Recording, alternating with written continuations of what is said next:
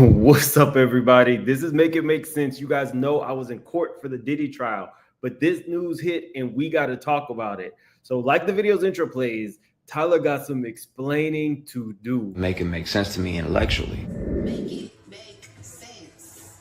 You know what was up. I pulled off first from the toll booth.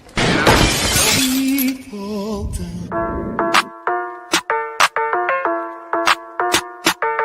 Mims. Surfer. Make it make sense. Tell me how you squeeze it. Make it make sense. Tell me about the things that you say. Make it make sense. Tell me about the things of your dreams. Hey, let me work out all the things in between. Make it make sense. Tell me how you squeeze it. Make it make sense. Tell me about the things that you say. Make it make sense. Tell me about the things of your dreams. Hey, let me work out all the things in between. Make it make sense. With me to go to my boyfriend's wife's wedding, and I know you're probably a little confused, but I'm gonna go ahead and say yes, my boyfriend is dating my aunt, and I am disgusted. And honestly, I love them both so dearly. And like, just when he told me he was ready to marry her, I was so excited for them. Oh no, baby, what is you doing? I am really hoping that one day me and him can also get married, because like, I'm so tired, child. I'm so tired. I'm really tired. That just inspires me so much, and they're so cute together. But like, I love him more, and I feel like I think he should have married me first. You better talk to her before I do, because I'm hurt her feelings. Okay, y'all. Tyler Perry, as Monique would say, is getting sued for $260 million. $260 million. The first thing that anybody's going to go to is the Christian keys of it all. The man has text messages, receipts. I have lightly scanned over this, but I know one person is somewhere getting a laugh about this. Can y'all guess who it is? Now, again, this is just my humble opinion. Oprah Winfrey, Tyler Perry, and Lee Daniels, my beautiful black queens, my sweet babies. Over a lie and a rumor, all I want, Shannon, is an apology from my black brother. I want you to look in your camera, and I want you to talk to Tyler Perry. Not only did he apologize on stage, that man apologized to our children. And then it became an issue with Tyler Perry and Lady O. Lee Daniels already apologized. But did you hear what the man said? I violated you. And we saw our beautiful black queen Taraji express that. But it was the messenger. He said, Mo, let's do great things. And I said, my brother, do you know, Shannon, that's caused my family tens, quadrillions, billions, zillions of dollars? If it looked like a duck, quack like a duck, what is it, Shannon? It's a duck. He's the only one I had to deal with. He said, you're like my mother, my sister, my aunt. Baby, I love us for real. Now, again, this is just my humble opinion.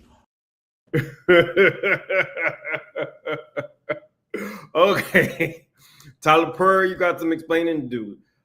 This suit was filed in Los Angeles. Quid pro quo, sexual harassment, work environment harassment, sexual harassment, workplace gender violence, violation of Bain Act, sexual battery, sexual assault, negligent retention, intentional infliction of emotional distress, and retaliation. Guys, as you come in, I think so far I'm the only one on YouTube to actually cover this. So it's not exclusive, but definitely on YouTube, it's not out there yet. So like the video. If you're new to the channel, please subscribe. We go over everything. It says plaintiff Derek Dixon files a complaint against defendant Tyler Perry, aka Emmett Perry Jr. Now, I didn't know his real name was Emmett. Where did Tyler come from? Where did Tyler come from? Jordan, I looked it up. Let me see. When I put in Tyler Perry.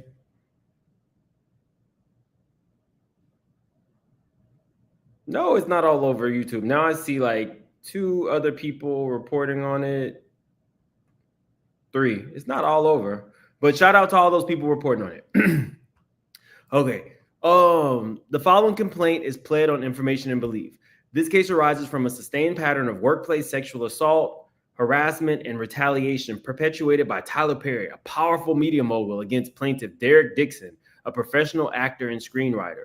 Mr. Perry is an American actor, filmmaker, and playwright who has built one of the most successful careers in the film and television industry. Mr. Perry took his success and power and used his considerable influence in the entertainment industry to create a coercive, sexually exploitive dynamic with Mr. Dixon, initially promising career advancement and creative opportunities, such as producing his pilot and casting him in his show, only to subject him to escalating sexual harassment, assault and battery, and professional retaliation when Mr. Dixon did not reciprocate Mr. Perry's unwanted advances.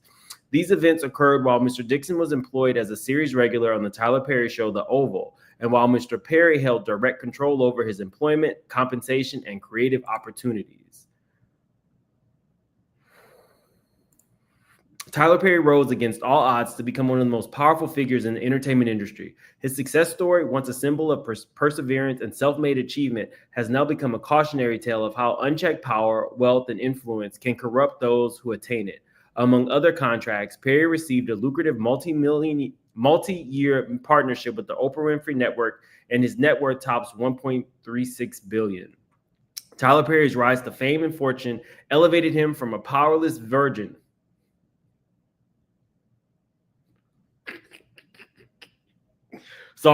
elevated him from a powerless victim to a figure of tremendous wealth, influence, and power, culminating in the ownership of his own film studio. Guys, so sorry. Yes, liking the video and sharing it definitely helps the channel. If you are new to the channel, please subscribe. Tyler Perry has been using his power and influence to molest, abuse, and sexually assault impressionable and vulnerable employees and actors who look to him for guidance and mentorship while pursuing their dreams. Now, here's the thing. This line item right here, are you saying you know of other people that maybe he has assaulted? Now, I'm a pretty fair person. Unless you actually know he's done this to somebody else, that line is, unless you know, that's problematic. Just like Harvey Weinstein, Bill Cosby, R. Kelly, Sean P. Diddy Combs, Kevin Spacey, Roger Ailes, and many others in the industry, Mr. Perry's success has led him to believe that money and influence can get him whatever he wants. That belief slowly transformed into the false idea that Mr. Perry can get whomever he wants. There are things in life that money cannot buy. Mr. Perry sought the one thing his wealth and influence could not purchase, a sexual relationship with a man who will remain silent. Perry told Mr. Dixon that his ideal relationship would involve a male sexual partner who he could provide for and who would be loyal but emotionally detached. Perry told Dixon, whoever ends up with me is going to be a happy mother. In essence, Mr. Perry desired a one-sided, coercive dynamic with a subordinate, an arrangement devoid of mutual consent or emotional reciprocity. Thus began Perry's calculated pursuit of Mr. Dixon. I need some water. This was not Mr. Perry's first instance of sexual exploitation. He has demonstrated a troubling pattern of exploiting vulnerable male actors and employees, leveraging his industry power to create a cycle of hope and dependency. First, he offers aspiring actors the prospect of career-defining opportunities, roles that promise visibility and advancement. Then, once they are in his professional orbit, he uses the weight of his influence to ensnare them, positioning their success as contingent on meeting his demands in a quid pro quo sexual compromise. This pattern of behavior reveals a calculated use of professional power for sexual leverage. I've been on the phone talking to attorneys, talking to I was supposed to be talking to a publicist. I got lost on the train today. It's been a lot. But okay, so I don't like a pattern of doing this would suggest that maybe there are more people coming out. What do y'all think? Because I don't see an attorney speaking for other people unless they have other people that will be coming out. Just my opinion. Using his influence, Mr. Perry provided vulnerable men with acting positions, roles, show contracts, cars, and money. Once the object of his desire was hooked, Tyler Perry would then put them in fear of losing it all unless they engaged in Mr. Perry's perverted desire for sexual gratification. Mr. Perry would easily kill off a character in a show of an actor who failed to indulge Perry's sexual fantasies. Y'all think he was wearing the Medea wig? You just never really know. People be into all kinds of stuff. Everybody sees Tyler as Medea, but he might be that you lay it low and spread it wide. You don't care who it is. What? We don't know. We don't know. We don't know.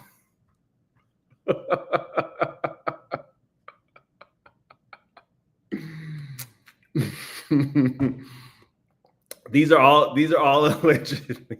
This is all alleged. I'm just saying, you never really know. Powerful people, you would be surprised the amount of powerful people who want to be dominated.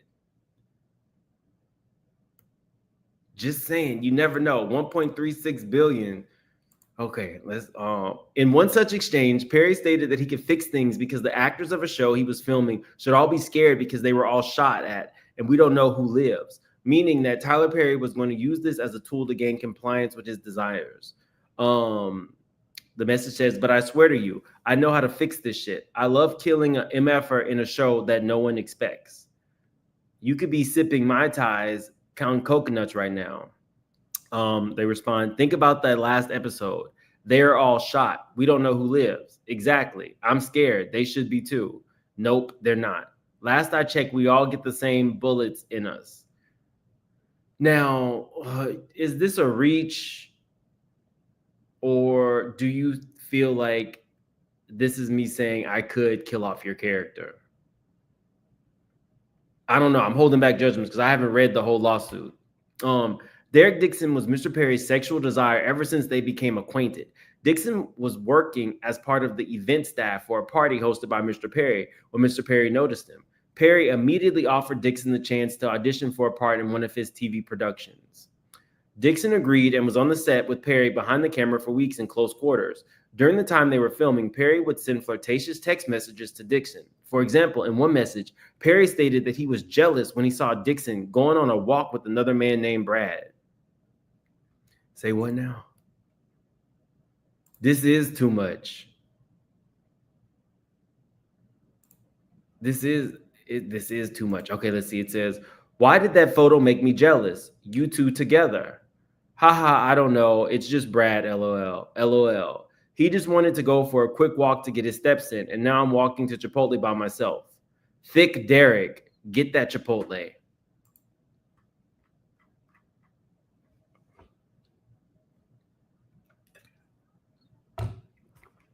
Okay, let's find Derek real quick. This is about to be the most famous Derek.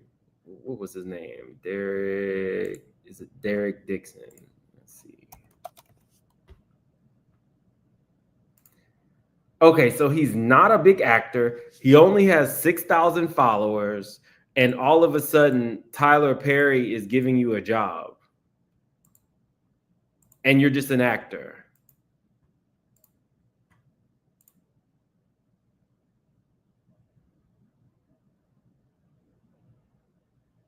So he was what, a cater waiter? Sorry, let me share the tab with you guys. Oh, it just says I'm sharing it. Okay. Was he a cater waiter, y'all? Do I think that this text message is flirtatious? Yes, I do. It does kind of strike you as flirtatious.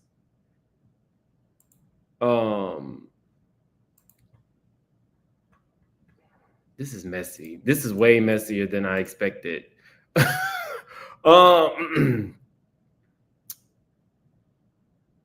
Thick Derek, get that Chipotle. In another text message, Perry stated to Dixon, what is it going to take for you to have guiltless sex? Have y'all found that yet in therapy? You can have, I'm not sure what that means. You can have blank, have freedom from religious guilt and still believe in Christ.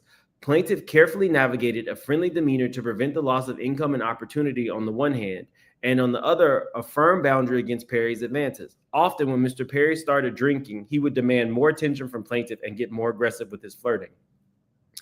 What is it going to take for you to have guiltless sex? Have y'all found that in therapy? Yes, it's the exact same kind of car, Geo Metro. Giving up my religious guilt, becoming a Buddhist? ? That's so cool. Where you came from? Unfortunately, Derek, I have friends who are in their 50s and 60s who are still dealing with that, and it's so sad. You can have freedom from religious guilt and still believe in Christ. So I'm assuming the insinuation here is guiltless gay sex and still have some relationship with Christ and be gay. What are y'all thinking about this text message? Does this feel like a red herring to y'all? Because, oh, sorry, I'm not showing you guys the message. This text message is displayed on the screen. Do you feel, I'll read it again. What is it going to take for you to have guiltless sex? Have y'all found that in therapy yet? And then he moves to, yes, it's the exact same kind of car, a Geo Metro. Derek says, giving up my religious guilt, becoming a Buddhist, ? That's so cool. Where you came from. So I'm guessing that's about Tyler fitting his big ass in a Geo Metro back in the day. Unfortunately, Derek, I have friends who are in their 50s and 60s who are still dealing with that, and it's so sad. You can have freedom from religious guilt and still believe in Christ.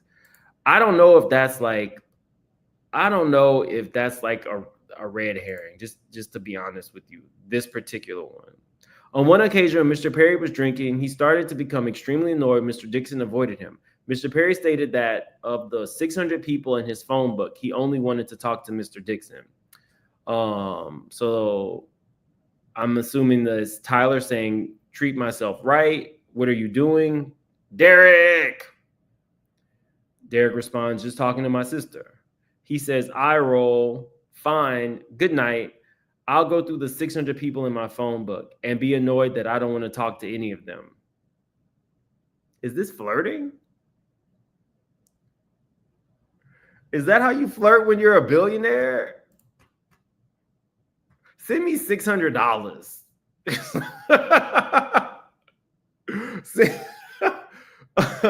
Do something fun if you're rich. Send me some money. You got some, what is that flirting? That's some weak ass, you're worth 1.36 billion and you only have 600 people in your phone. You don't have 10 or 20 other Dereks that you could be talking to. Send me. Okay. He says, Derek says, I'm trying to get off so I can go to sleep. Tyler says, I understand, LOL. Derek says, LOL, apparently you're not the only one that's been drinking tonight. Tyler responds, I just started. Derek responds, they didn't, LOL. I mean, that's a little flirty. 1 point, Derek. That's a little bit flirty.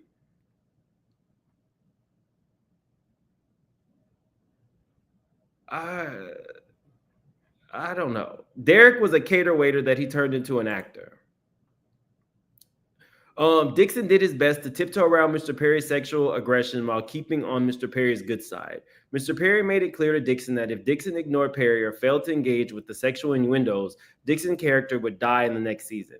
Indeed, Dixon's character, Dale, was shot 4 times in the chest at the end of his first season on the Oval, and Perry always held this over Mr. Dixon's head, implying that Dale would have survived if Dixon kept Perry happy. Do we have text messages for that? Once Perry recognized the extent of control he had over Mr. Dixon, he escalated this behavior. On multiple occasions, Mr. Perry sexually assaulted Mr. Dixon, including one instance where he forcibly pulled off Mr. Dixon's clothing, groped his buttocks, and attempted to force himself on Dixon. Mr. Dixon told a drunken Perry no and attempted to remove Mr. Perry's hands, but Mr. Perry held tightly onto Dixon's wrist. Mr. Dixon was only able to escape after de-escalating the situation by abruptly changing the subject.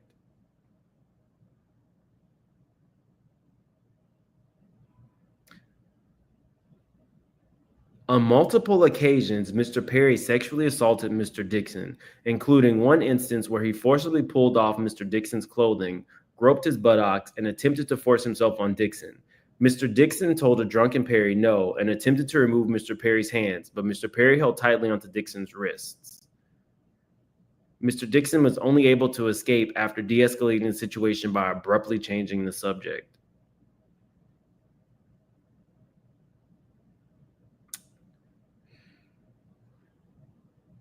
Oh, I mean, maybe they'll break down the multiple occasions. The day after the assault, Mr. Perry called and texted Mr. Dixon relentlessly, saying, I tried you, call me, and I really need to talk to you. Please call me as soon as you can. Finally, when Mr. Dixon answered Tyler Perry's call, Mr. Perry profusely apologized for the sexual assault while blaming it on other things. Perry continued, he didn't know why he would do that. Maybe he was self-sabotaging. On the very same call where he apologized for the sexual assault against Dixon, Perry told Dixon, and don't worry, we're going to do your show, referring to the pilot that Perry knew Mr. Dixon had desperately wanted to produce. So you were a cater waiter to an actor to a producer. Now, we don't know this. This is all alleged. But what Christian Dixon said Tyler did was start offering like $100,000 to derobe in front of him. Or he didn't say Tyler's name. Let me take that back. He said whoever this billionaire man was that was sexually harassing him offered him $100,000 to derobe. This man said he took it all the way off. Shortly thereafter, Mr. Dixon got a call from Perry's lawyer saying that Christmas had come early and that Dixon was getting a substantial raise and the show was greenlit. Perry's attorney explicitly warned Dixon not to tell any other actor on the show about Dixon's raise because no other actors were getting a raise, only Dixon. Perry kept telling Dixon that he was sorry and that the harassment would not happen again. However, the harassment and assaults continued. Mr. Perry would also try to deflect the blame for the sexual assault by saying that Dixon didn't have a strong enough no. Perry told Dixon that you have to be able to say no to propositions for sex and mean it and make it clear. Dixon did not know how to answer without facing retaliation, cancellation of his production contract, or perhaps being killed off the show. So instead, Dixon made a joke out of the situation saying that I only say yes to sex if it gets me an Oscar. Well, we know you won't get that from a Tyler Perry production. You might get on Medea Goes to Mars. I don't know. In response, Tyler Perry stated the only one you could have gotten that Oscar for you through sex is in prison. So just stick to the no, unless you are really into him. Emphasis added. Let's read. In response, Tyler stated the only one who could have gotten that Oscar for you through sex is in prison. Oh, he's talking about Weinstein. He's talking about Weinstein. Weinstein could have gotten him an Oscar. Oh. Unless you are really into him, emphasis added. Now, we never heard of a man coming forward about Weinstein. Perry reveals through these text messages that the no he was referring to was Dixon's no to sex in exchange for promotion in the industry, classically known as a quid pro quo sexual harassment. Perry sent this message to Dixon because that is exactly what Tyler Perry was doing. At some point, Dixon left Atlanta and moved to Santa Monica to create distance from Tyler Perry. However, even at long distances, Mr. Perry continued to sexually harass Mr. Dixon. So it says, nice. Santa Monica is nice. I'm glad you're going out there. How is your no? Is it stronger? You got to have a strong no. Yes, it's strong. My mom literally thinks I'm going to sell my soul to the Illuminati. She heard Kanye say that it's real. Not his mama is listening to Kanye.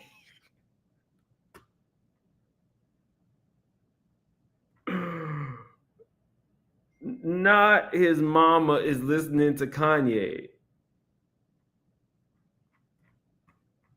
I can't.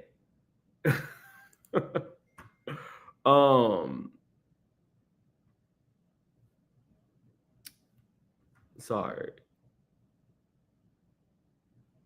Sorry. She heard Kanye say that it's real. Tyler says, well, I don't think that, but I do think that you have to be able to say no. And I mean it and make it clear. I only say no if it gets me an Oscar.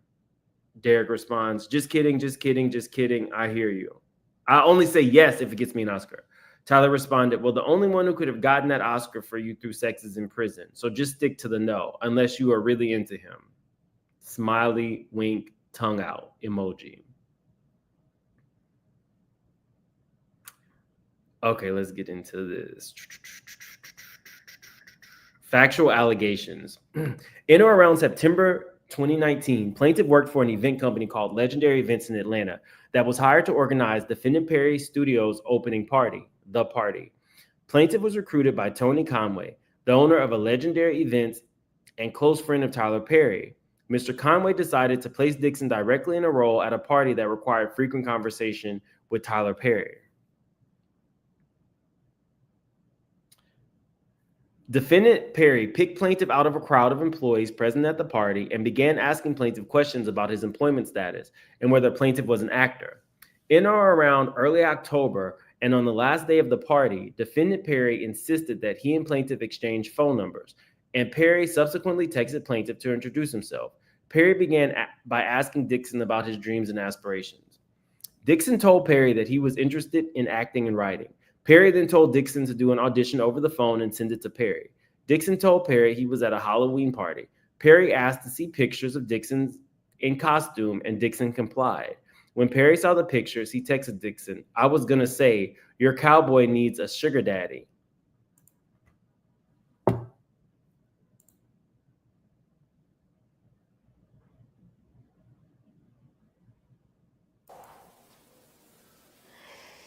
That was not expected. Where are these text messages? Do we get to see those as well? Your cowboy needs a sugar daddy, Perry continued. You look great. You're just lacking costume parts. Sorry, don't want to offend. Dixon responded, not at all. It's so true. Half-ass costume. To which Perry replied, what's true? Cowboy needs a sugar daddy? This is messy. This is messy.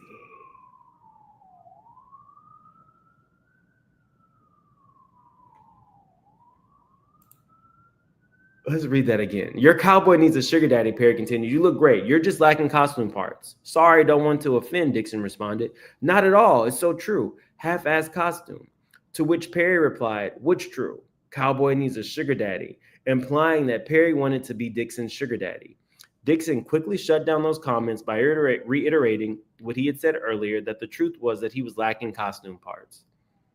Shortly thereafter, Dixon's boss at Legendary Events called Dixon and told him that Tyler Perry was having another event in Los Angeles and specifically wanted Dixon to fly from Atlanta to Los Angeles to work on the event. Excited for the opportunity to fly to Los Angeles, Dixon was flattered and jumped on the opportunity to meet Tyler Perry again. What exactly did he do for this company, though? He worked for an event company, but what were you doing?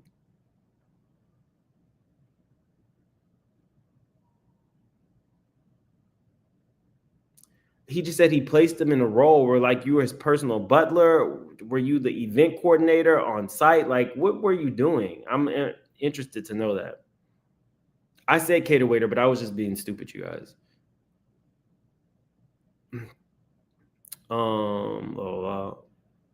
Shortly after doing the event on November 3rd, 2019, Defendant Perry sent plaintiff several text messages that he would love to find plaintiff a job and change plaintiff's life, insisting they should make it happen. Perry sent Dixon what turned out to be an ominous warning. Be careful hanging around me. I cause dreamers to dream bigger. I cause them to not only believe, but do. Then let's make it happen. You're an artist. You have to be fulfilled. Nothing else will suffice. The very next day, Defendant Perry sent an email which contained an offer for plaintiff to play the role of Dale in Perry's television series Ruthless. Perry said it was a small role that could get a lot bigger, thereby setting up the first stage in a series of escalating quid pro quo offers. At this point, Dixon did not know that Perry was interested in men or that he was looking for a sexual relationship. Dixon assumed that Perry was genuinely a caring person who discovered the talent that Dixon always felt he had. Now, You were a cater waiter. We don't know what he does. I'm just gonna say cater waiter. You were a cater waiter in Atlanta. We don't know what your role was, which makes me feel like it was not a significant role at this company where you were, event coordination or whatever you were doing. Did you already have aspirations of being an actor? Like,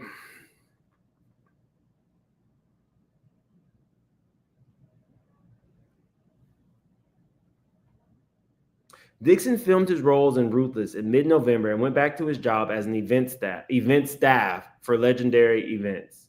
Approximately, or was it Cowboys and Angels? Sorry, Diddy. Sorry.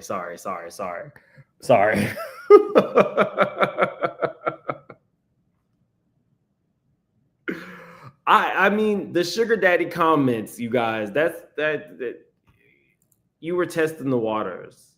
Clearly, you were testing the waters to see how he would respond. Dixon filmed his roles in Ruthless in mid-November and went back to his job as an event staff for Legendary Events. Approximately 1 month later, Perry bought and gave Dixon a new car because he hated Dixon's Jeep. Dixon was surprised and elated. Dixon had no idea that he was being set up by Perry for extreme dependence. And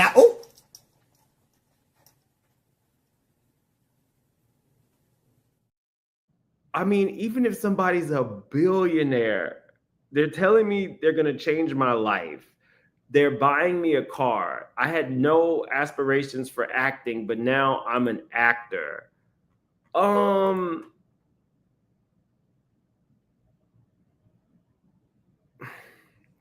Okay, let's listen and not judge. Let's listen and not judge. We'll judge at the end. In December of 2019, Dixon was requested to be a part of the event staff at another event at Perry's home in Jackson Hole. The party was in Jackson's Hole. Tyler Perry's party was in Jackson's Hole.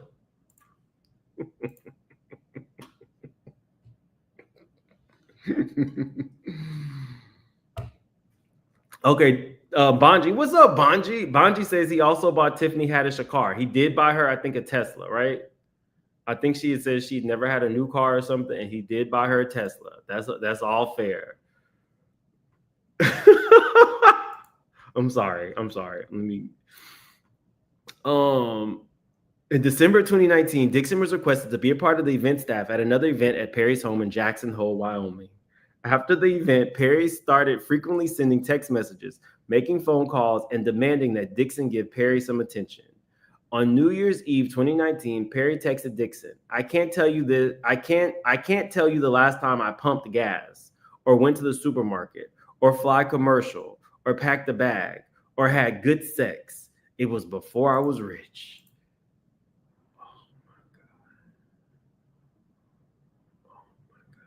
it is ridiculous. It's just completely ridiculous.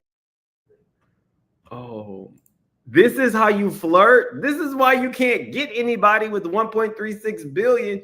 You already just bought a random dude a car, changed his life, and you are sending sly sexual innuendos when there is somebody out there that would have did it for a Geo Metro. That's what we've been talking about with a lot of the Diddy content and the broader conversation about grooming and or RAPE culture. I don't know Dixon's sexuality. Let's just say he is heterosexual. Is it that you are sexual? These are just allegations, but is it that Tyler is sexually attracted to somebody who is technically not somebody he could just get? At 1.36 billion, there's a lot of people who would... That you lay it low and spread it wide. You don't care who it is. What? As long as the money is there, you will always find somebody who is willing to put their legs to the moon like Rashida. So what is it? what is it? Or packed a bag or had good sex. It was before I was rich. Dixon found these messages to be strange and untowardly coming from someone like Tyler Perry. But being new to the industry, Dixon played along by downplaying the sexual comments and hoping that being around Perry would allow him to showcase his talents as an actor and a writer. So, okay, so I guess he did have aspirations to be an actor and a writer, and Cater Waiter was just a stepping stone. Soon after Dixon began giving Perry more attention, Perry made his move on Dixon. In January of 2020, just a few months after his first acting gig, Perry invited Plaintiff to his home in Douglasville County, Georgia. Plaintiff showed up to the home hoping that he would be given a chance to befriend Perry and show him how talented an actor Dixon was. At Perry's home, Dixon was served many alcoholic drinks, which Perry also partook in. Dixon felt that Perry was genuinely interested in Dixon's talents as an actor and writer. Perry made no sexual advances to Dixon while they were drinking, and the conversation was friendly. At the end of the night, Perry told Dixon not to drive home. Perry said it was dangerous and that Dixon was so inebriated too inebriated to drive home. Dixon agreed and was escorted to a separate guest room, not knowing that this was a ruse to allow Perry to assault Dixon. Dixon was tired and did not have pajamas, and so he got into bed only wearing underwear. Before he knew what was happening, Dixon felt someone else slip into bed behind him and started rubbing Dixon's body around his inner thigh in a highly sexual and suggestive manner. Dixon turned around and saw that Tyler Perry was in bed with him. At this point, Dixon's stomach started to turn, and he began feeling nauseous. Instinctively, Dixon jumped out of bed and told Tyler Perry that he wasn't that sexual. Tyler Perry ignored the comments and told Dixon to turn around so Perry could see him naked in his underwear. Perry then commented on how beautiful Dixon's body was. So Dixon told him that he wasn't that sexual.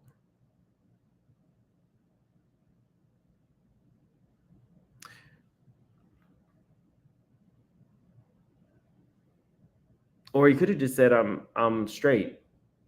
Dixon once again told Perry that he was not into sex. Dixon kept informing Perry that he was not into sex in order, or maybe he's not straight, but he's drunk. He's in this very rich man's house who happens to be his boss. So maybe he is gay or bi or whatever his sexuality is. And this was his way of not offending Tyler. Remember, these are all allegations. We don't know. I get it. You're drunk. You're not expecting this. You've just been sexually assaulted, and you're trying not to step on any toes. If these allegations are true, that's a really hard place to be in. I didn't mean to say it like that, but you get the point. I really wasn't. That is a difficult spot for somebody to have to be in. In response to Dixon's frequent assertions that Dixon was not into sex, Perry started prying further. Perry would send Dixon a text message saying, I would hope that you would let someone hold you and make love to you. You are missing the best years of your life, my friend. Trust me. I hope you get past that block in your mind soon. Perry was implying that Dixon would hopefully get past the block in his mind and would let Tyler Perry make love to him. Now that is on the nose. That is definitely on the nose. This is setting a different scene. So if the man has just told him he's not that sexual of a person, now these comments are making sense. Okay, let me open you up for you to become more of a sexual person. And he's saying that he always changes the subject when it turns sexual. Okay, this paints a different picture. I'm getting it now. I only slightly glanced over this before we went live. I like to get a real reaction.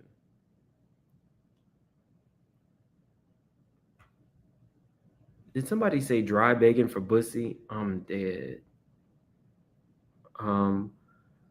Dead.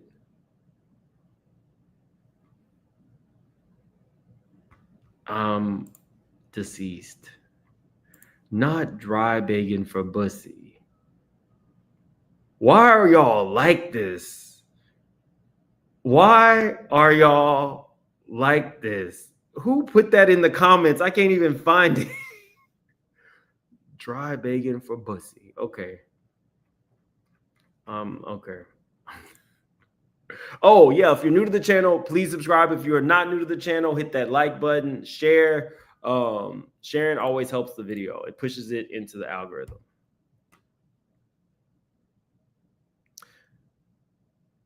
I would hope that you would let someone hold you and make love to you. You are missing the best parts of your life, my friend. Trust me.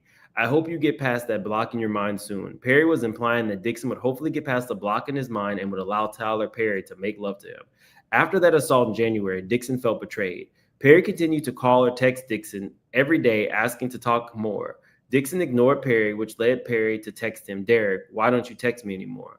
I kind of want to know what happened after line item number 68. He said that he's not very sexual. Did Tyler just leave the bedroom? Did they talk about it the next day? I'm sure this will come out if this makes it to trial. The more Dixon ignored Perry, the more aggressive Perry became until finally Perry offered Dixon a part in a new show called The Oval. Dixon was intrigued and was hoping that this would be the big break that he was looking for and a chance for him to display his acting talent. On February 11, 2020, Perry told Dixon to quit his job at Legendary Events and come work exclusively for Perry. Perry was not able to control Dixon so long as Dixon had a secondary income that was providing for his basic needs. Once Dixon quit his job due to his role on The Oval, Perry started getting more and more personal with Dixon, knowing that Dixon was now under his control. Perry would often say things like, I give and give and give, and no one ever does anything for me in return. No one ever gives me what I want or what I need, implying that Dixon was not giving him sex. Perry started asking Dixon about Dixon's sexual preferences and what role Dixon took on when engaging in sexual acts, whether he was a top or bottom, which in sexual terms means whether Dixon preferred to give or receive backdoor action. Perry further indicated to Dixon that he had had sex with men before and that he was a top. Perry further told Dixon that when you have a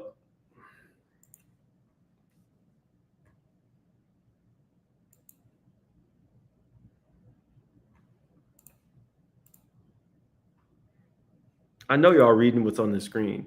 Perry further told Dixon that when you got a big dick and when you hit the G-spot right on these bottoms, they go crazy. I'm so tired, child. I'm so tired. I'm really tired.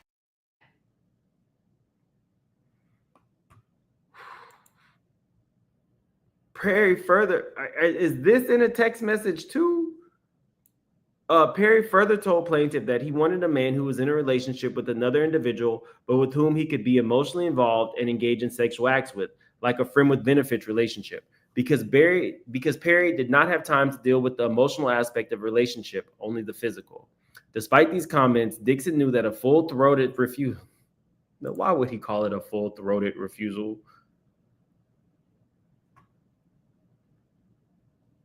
Why would he call it a full-throated refusal? Okay. Despite these comments, Dixon knew that a full-throated refusal would land him in the doghouse and might result in his role being cut on The Oval. Fearing that his career would end before it began, Dixon put up with these comments and continued to maintain that he was not the sexual type. On or around March of 2020, Dixon received the script for The Oval. He was written in as a season regular and was therefore expected to quit his job with Legendary Events. Dixon's character was written as gay, homeless, and a desperate store clerk who had to sleep with one of the other characters for a place to stay. You did not write this man's character as you see him. What is happening? What you wrote him as a desperate homeless person who is having to sleep with somebody for money. Now, is it a coincidence? Is it a coincidence? I ask you. Is it a coincidence? Oh, y'all. Okay, Tyler. I'm trying, Tyler. I'm trying. Okay. That's 2 on the nose, y'all. More importantly, at the end of the season, his character would be shot 4 times in the chest. Dixon felt that this was a way for Perry to test Dixon out for a year and see if he could be loyal to Perry. When Dixon asked Perry about the shooting, Perry indicated that if Dixon did a good job, Dixon would be back, and that a shooting didn't necessarily mean that Dixon's character was out of the script for the future seasons. Perry commented that Dixon's character was only shot in the chest, not the head. Dixon immediately understood that his job security depended on his relationship with Perry. From this point on, Dixon worked with the constant fear of losing his job if he did not engage with and endure Perry's sexual harassment.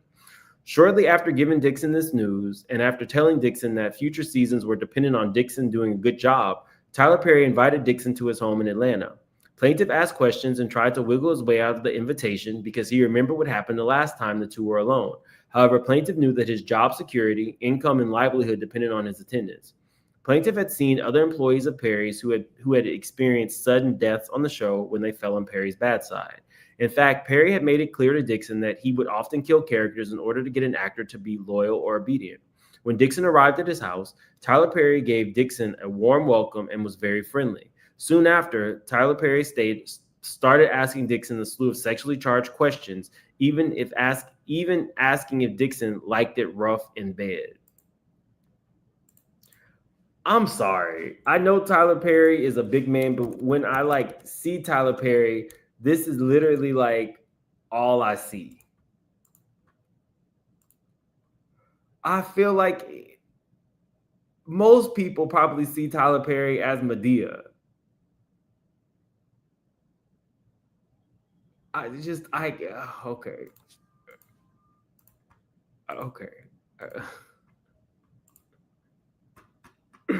I just don't see Tyler Perry.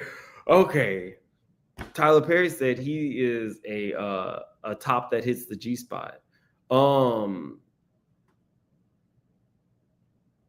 Perry then physically reached out and violently grabbed Dixon's throat, attempting to physically choke Dixon, and remarked, "Wow, look how excited you just got. You do like that."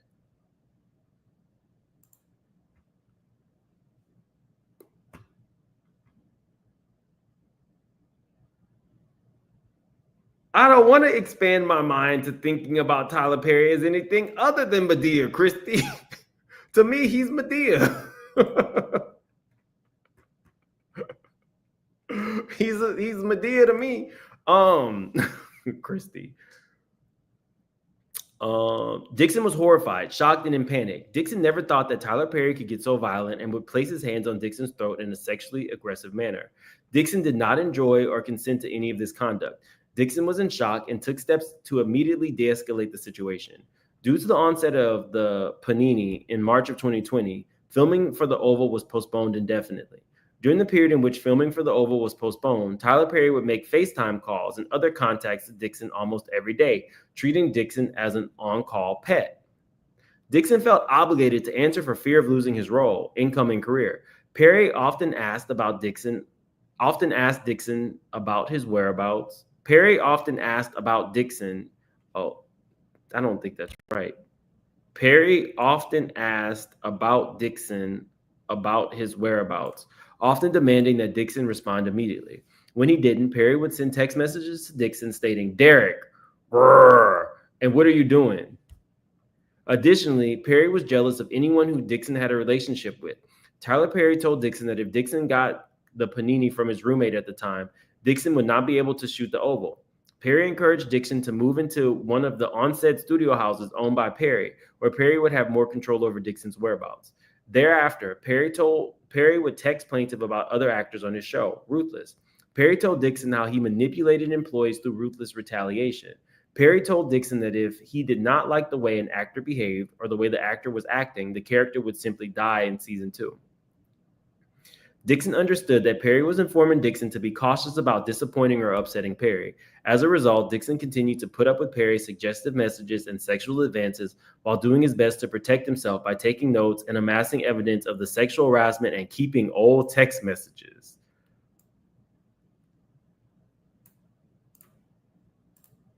Receipts? Do I need to bring the receipts, baby girl? Because I got receipts. In one conversation in or around April of 2020, Perry told Dixon that Perry imagined Dixon prancing around in a cowboy outfit and that Perry did things to Dixon and that he couldn't talk with Dixon about any further because they were so wrong.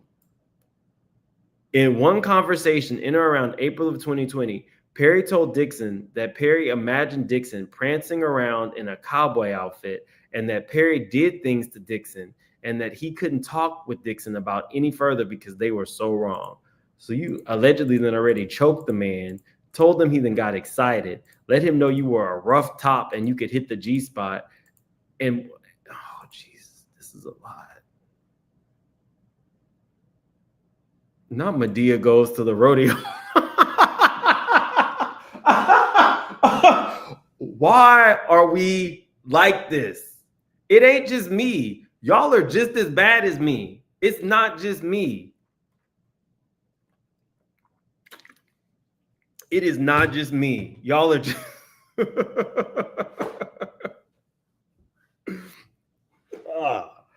it's not just me. Gee.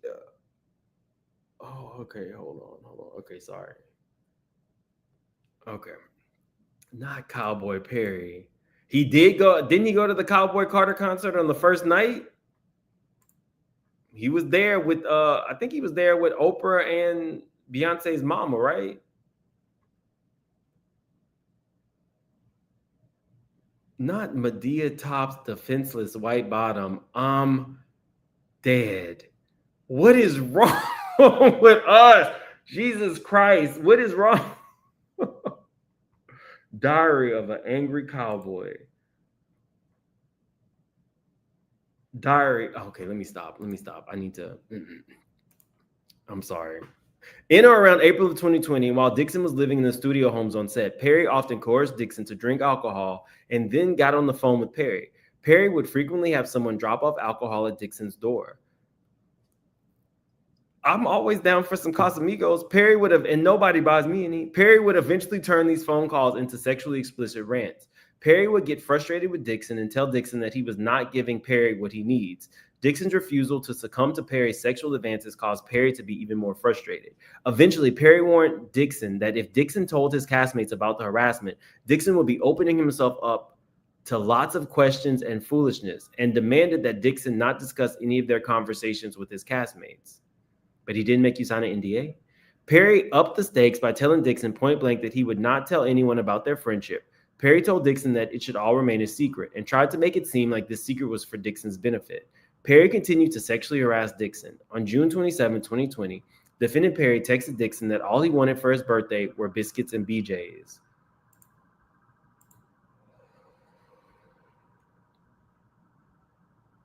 No, ma'am.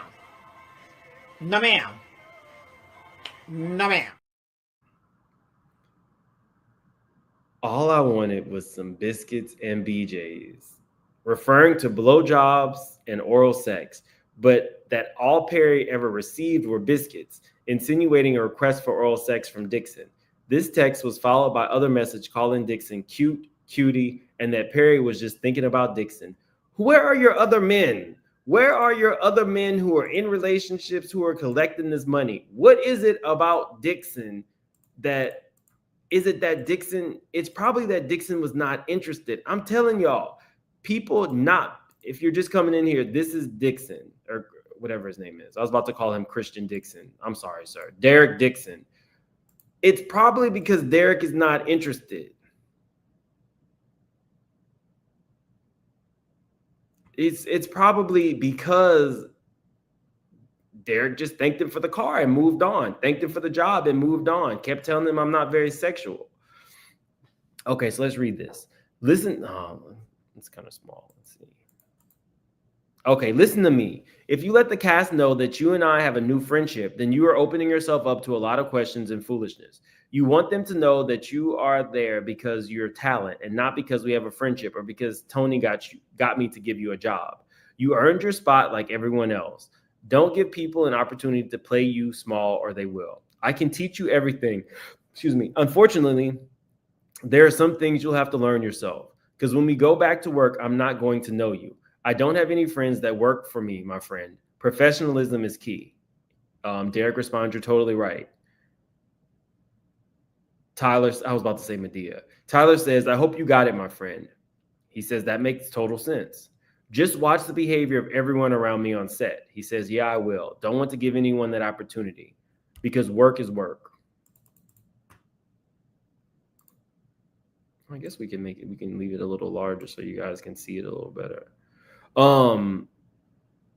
Where are the text message about the BJs and biscuits? Despite these advances, Dixon continued to act professionally and continued to tell Perry he was not sexual.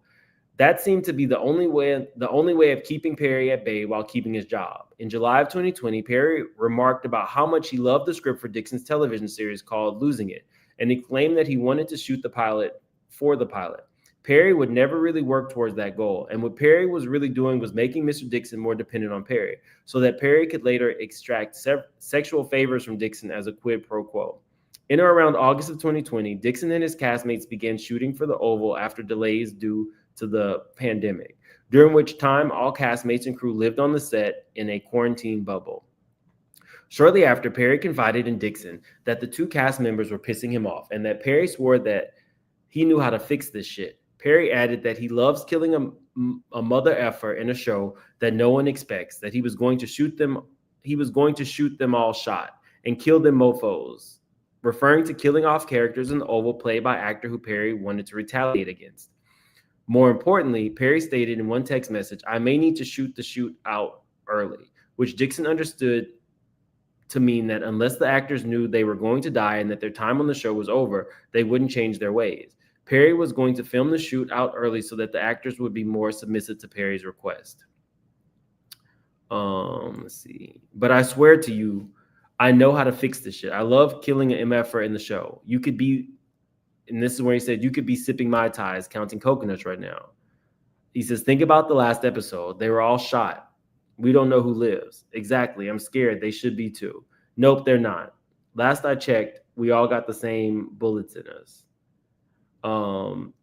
Tyler continues, "They are stupid to think that. So stupid. I'm going to have a come to Jesus moment with them. I think I'm going to shoot them all." That'll do it. They'll be like, "Wait." Tyler says, "I may need to shoot the shootout early, like Tuesday, or maybe okay that Beyonce song on the loudspeaker for everyone." Tyler says, "I was just about to text you this." What song is this? What song is that, y'all?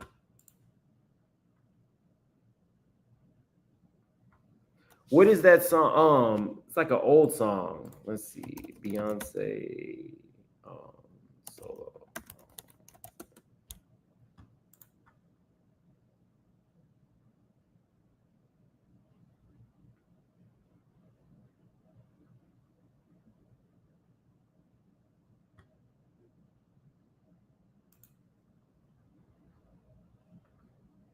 Do y'all know what song that is yet? Irreplaceable. Okay.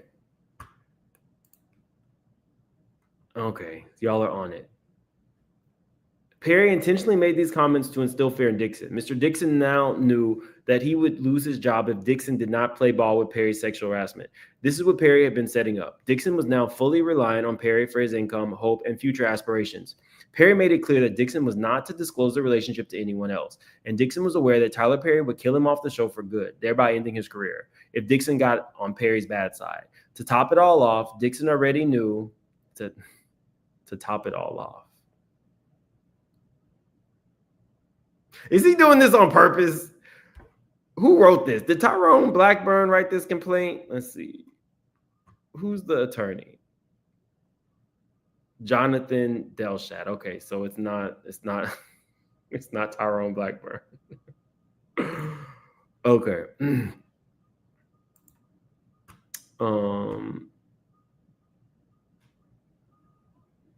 To top it all off, Dixon already knew that his character was shot 4 times at the end of the season, but that the shots might not be fatal. In July of 2020, Perry read the script for Dixon's pilot and told Dixon that he loved the show so much. He wanted to shoot the pilot for it. Dixon did not know that Perry never intended on shooting the new show.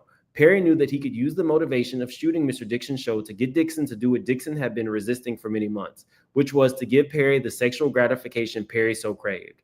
Once the stage was set, Perry knew he could get away with sexual harassment. During the filming of The Oval in 2020, Perry engaged in severe, pervasive tirade of sexual commentary, including but not limited to that Dixon liked being choked, following Dixon's being choked by a cast member in one scene on The Oval. B, why do you twist your hips when you walk? C, How can I get a day of Dixon?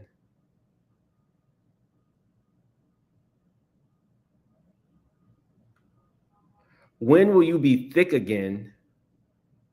I love how I feel right now, but I don't like being horny. I feel sorry for the first person who flirts with me. That is thirsty. That is definitely thirsty as hell. I feel sorry for the first person who flirts with. You are a, we'll say, prolific writer in your own, like you've created your own lane. This is the best flirting you got? I feel so sorry for the person who flirts with me. You have 1.36 billion. You technically, for the right person, only got to say I got 1.36 billion. That's it. That's all it takes. Diddy wasn't paying none of them no money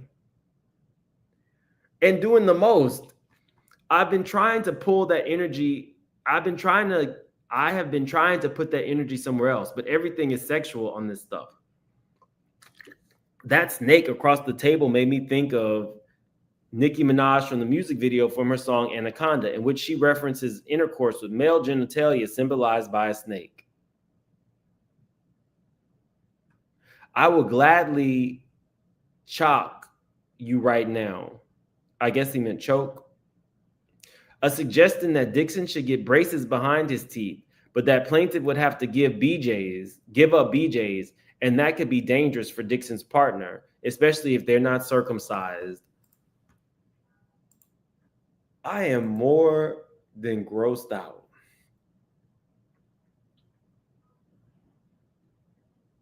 I am more than grossed out. At what point does it become okay for your boss to talk about this man's, we technically don't know this man's sexuality, but let's say that he's gay. You're just trying to find out if his partner is circumcised or not. That is weird for your boss, a billionaire, to be asking, like,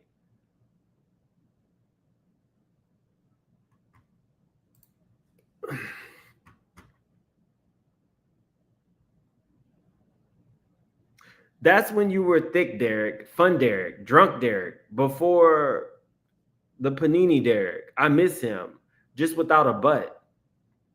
Thick Derek would have worked them pants out. You don't have to, you only have to try this hard as a billionaire if you are knowingly going after somebody who you know has no desire for you. I'm a very realistic person, and $1.36 billion could make a large percent of the population do something strange for change. That is what it's giving. That is definitely what it's giving. Definitely that is more than accurate. That's how I feel now at what we're. This is too much. This is a lot. I wasn't even expecting all of this, to be honest with you. I thought there would be like maybe a couple instances of something. If this man comes out and says, just like Christian Keys, that he started recording, it's going to be over for TP if these things are accurate and true.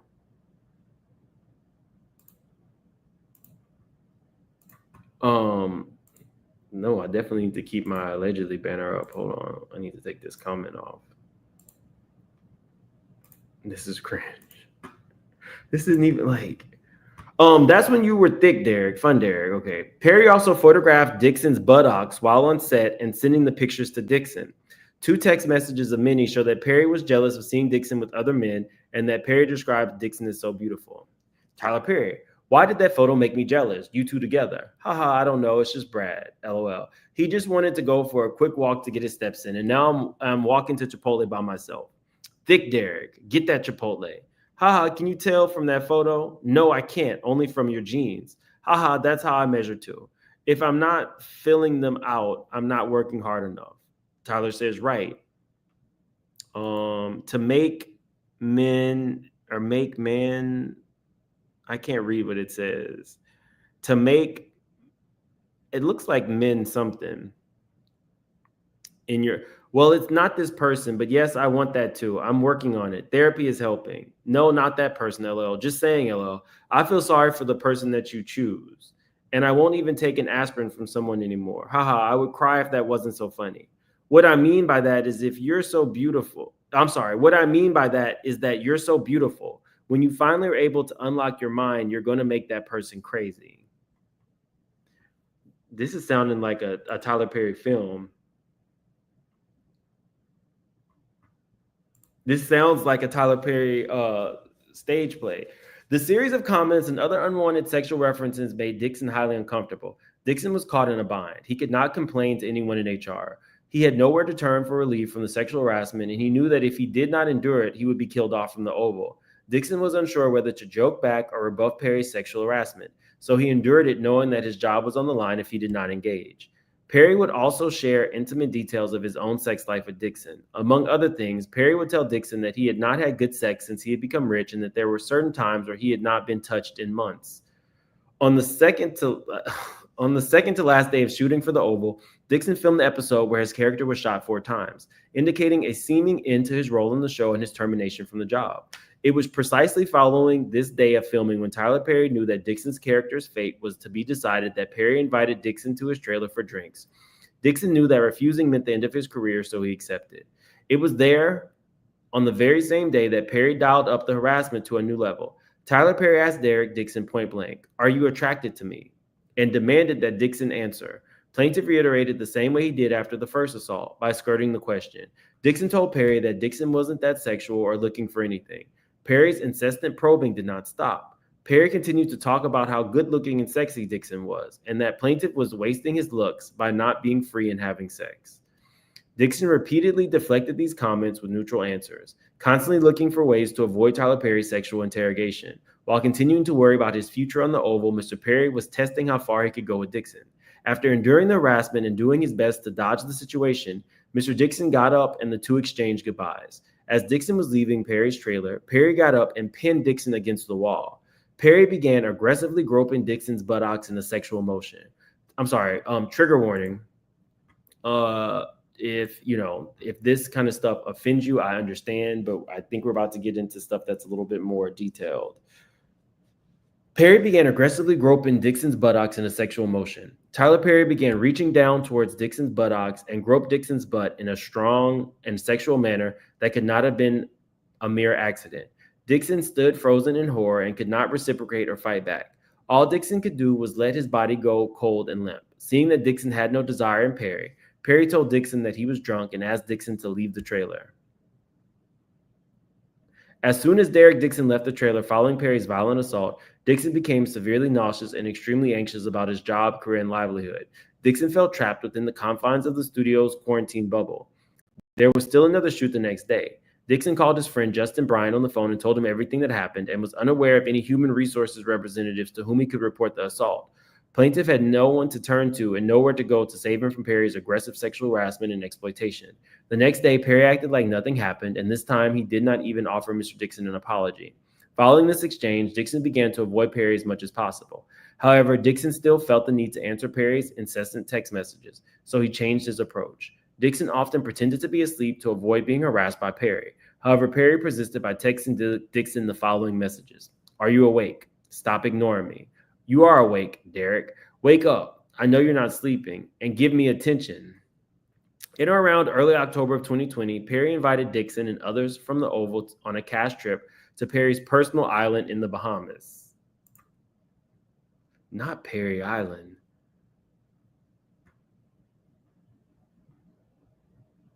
Not Perry Island.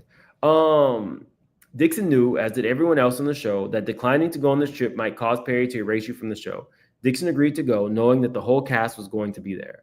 One night, while in Perry's private island in the Bahamas, the cast was having a party. At the end of the night, Perry told Dixon that he wanted to talk to him. Dixon was caught off guard. Perry made alcoholic drinks and forced Dixon to drink with him. Dixon knew that he could not refuse the drinks, otherwise he would risk upsetting Mr. Perry. Instead, Dixon tried to stay in control and sip drinks slowly.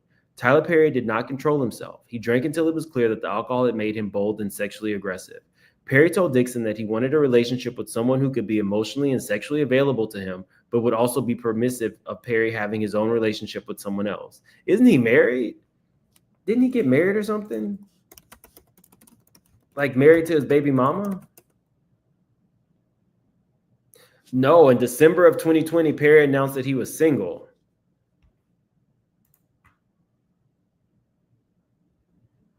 Wow, and his kid is already 10. Okay. When was this trip? In October of 2020, this was this trip, but he announced that he was single in December of 2020. Okay.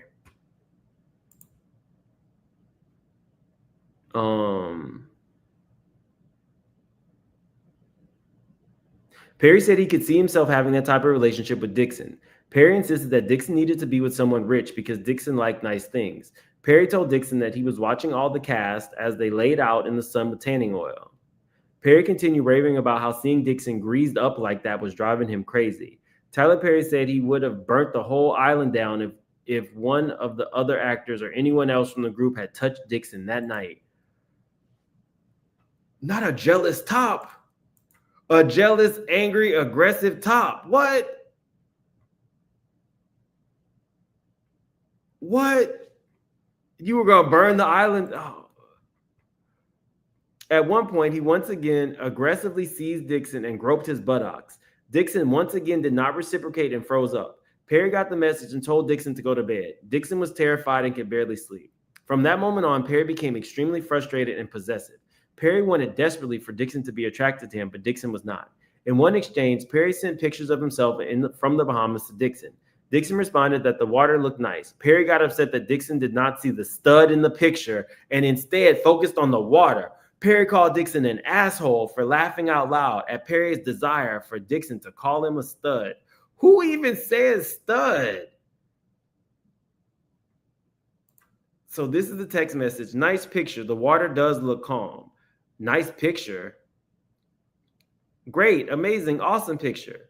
You don't see that stud in the nice picture? Rude. LOL, that's a stud, asshole. This has reminded me of, let me see, who was it? TD Jakes muscle picture.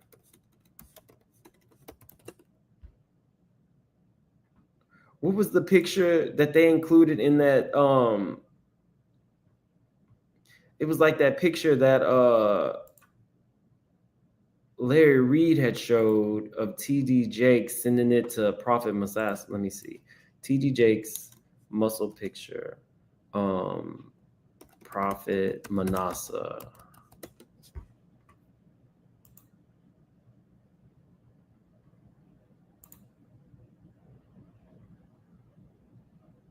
They don't have it. It was a picture. It was a picture that looked like this in a red top or a red shirt, I should say.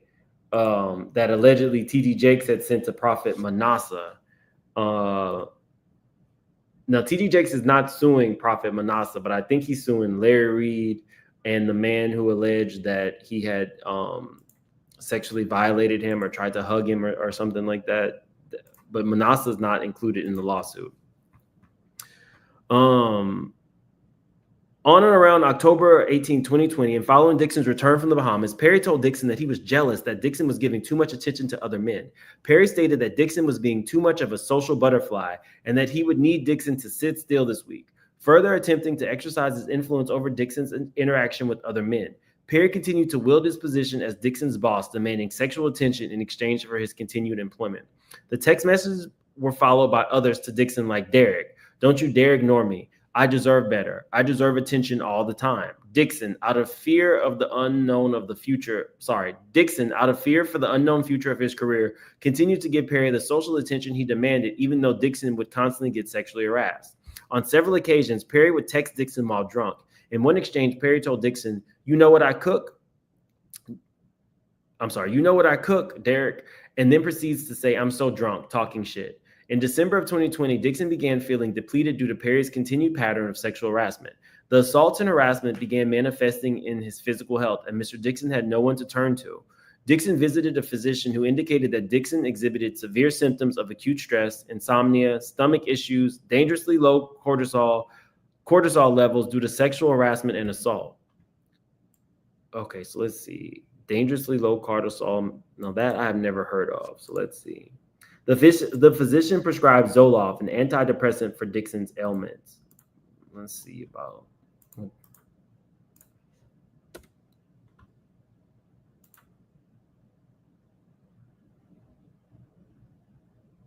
Okay. It says sexual harassment and assault, particularly in cases of early life trauma, have been linked to dangerously low cortisol levels. This phenomenon, known as hypercortisolism, may be a persistent result of such experiences and could lead to increased vulnerability to stress-related disorders. The more you know. PTSD and hypercortisolism.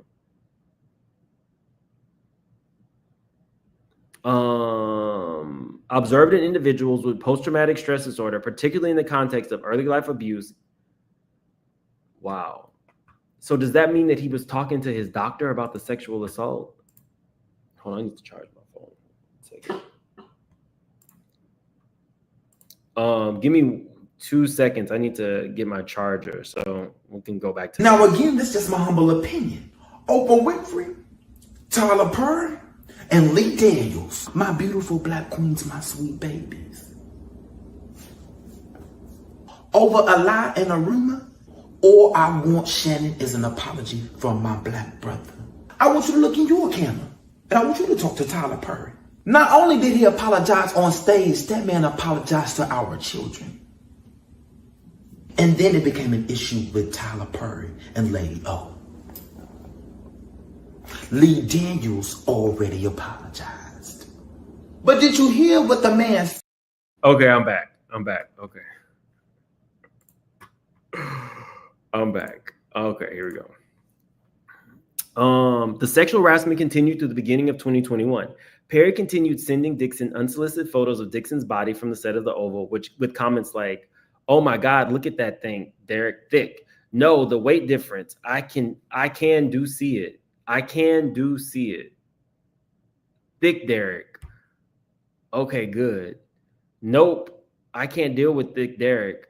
What's it going to take for you to have guiltless sex? Have you found it in therapy? What's your waist? I'm so glad thick Derek, us back, is with us. Were you drunk, Tyler? Break out in ass and thighs. You home? I don't want you out with your friends drinking. You are the rose, but you are so blocked that you refuse to be smelt or opened. Jesus Christ. Jesus Christ. When you finally are able to unlock your mind, you're going to make that person crazy in a good way.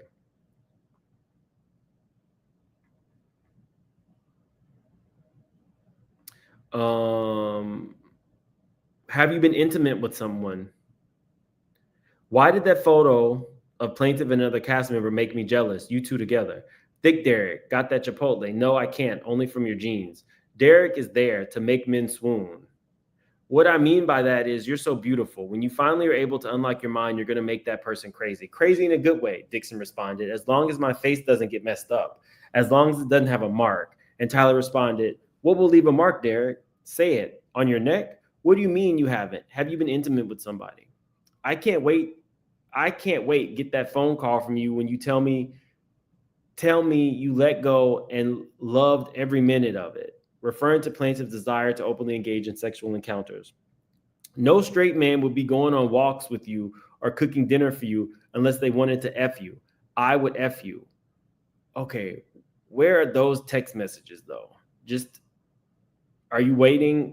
So what I found out through all of this work with the Diddy cases is, and a lot of those civil lawsuits, they put out their first complaint, and then in the amended complaint, they'll throw out all kinds of other proof. So I'm reserving judgment. I'm just kind of going through this with you guys. I'm reserving judgment because we don't know what other proof there might be. Remember, Christian Keys had said that he was actually recording it. So he was recording the conversations. This person said he's been collecting his evidence. So, what are you doing hanging out with that girlfriend of yours? She wants you too. Everyone wants to F Jacob, referring to Dixon's character in the pilot losing it. Oh, so he does have a girlfriend.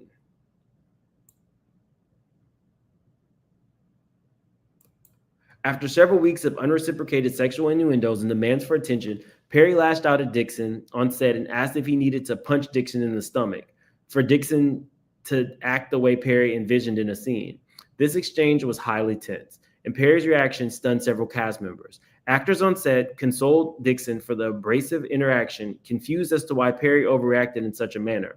But Dixon knew that Perry was lashing out due to his frustration at the lack of attention Dixon was giving him. On or around June 4, 2021, Perry invited Dixon to his house to spend some time together and discuss the pilot of losing it. Although Dixon hesitated, he feared the consequences of disappointing Perry and believed once losing it was a big show, he would be freed from under the clutches of Perry. During this visit, Perry made several alcoholic beverages for himself and demanded to know why Dixon was not having sex with anyone. Perry probed further about Dixon's sex life, insisting that the two were becoming increasingly drunk and it was time to end the night. Perry then led Dixon to a guest house where a guest bedroom was. Dixon would be staying there that night. Inside the guest bedroom, Perry motioned to Dixon to come to see a weight monitor that he had. Perry told Dixon that for the monitor to work, Dixon would need to step on the monitor wearing only his underwear and push Dixon to try it out. Dixon tried to avoid the uncomfortable situation, but decided it was better to comply and hurry to bed than wait for the alternative at that point. After weighing himself, Dixon walked toward the guest bedroom, followed by Perry, who then asked Dixon for a goodnight hug. Rather than arguing, Dixon complied, at which point Perry reached out and yanked Dixon's underwear down from behind. Now, that's the same allegation that man had said about TD. He said, this is just the allegation. He said TD Jakes at the end of the night told him he needed a hug. Perry then began to vigorously grab, grope, and play with Dixon's buttocks in a sexual manner. Dixon was naked, stunned, and seized by tremendous fear. Dixon started to tell Perry that he did not want his underwear down, that Dixon didn't want to be naked, and that Dixon didn't want this. Dixon quickly reached to pull his underwear back up. As soon as he did, Perry grabbed Dixon's reaching arm with a tight grip and held fast. Tyler Perry told Dixon to relax and just let it happen, and that Perry wasn't going to hurt Dixon. Perry continued to sexually grope Dixon's buttocks. Dixon's anxiety rapidly escalated, thinking that he might soon be R-worded. Dixon was not sure what to do with his breath shortened. Perry ignored Dixon's refusals and held Dixon's hand fast, preventing him from reaching for his underwear. Dixon was naked and being groped by a large, drunk, and sexually frustrated 6'5" man who had Dixon in his clutches. Tyler is big as hell. Dixon did not know if he was going to have to get into a physical fight, but he knew that any efforts to fight back were hopeless. Perry had armed security at his gate, was much larger than Dixon, and told Dixon that he had several guns in his home. Dixon was desperate for a way out and remarked that he couldn't do anything sexual because he was so hungry, attempting to change the conversation. Dixon asked, "Is there any food up here?" which prompted Perry to withdraw and order a pizza. Dixon, in fear of his safety, followed Perry into the main house to eat pizza. Afterwards, Dixon returned to the guest house and, unable to lock the bedroom door, locked himself in the guest house bathroom and slept on the floor. Dixon then attempted to contact some close friends about the incident. The following morning, Dixon realized that he had left his car keys in the main house, and upon going to retrieve them, encountered Perry. Perry told Dixon that last night's incident was why the two shouldn't drink together, and that the previous night's incident shouldn't have happened. Dixon responded saying, "Oh, so that was my fault," to which Perry replied, No, I'm not saying that. I'm just saying that shouldn't have happened and I drank too much," attempting to excuse himself for grabbing Dixon's buttocks, groping Dixon, and attempting to have sex with Dixon against his will. At this point, Dixon left Perry's home uncontrollably shaking and contacted his close friends to discuss the unspeakable horror from the night before. For the next several days, until June 6, 2021, Perry texted and called Dixon incessantly, with message asking Dixon to call him or answer his calls. Finally, Dixon answered, at which point Perry began to apologize, blaming the testosterone supplements he was taking at the time. Perry had confided in Dixon about those supplements in past messages, and decided to use them as a scapegoat for his action.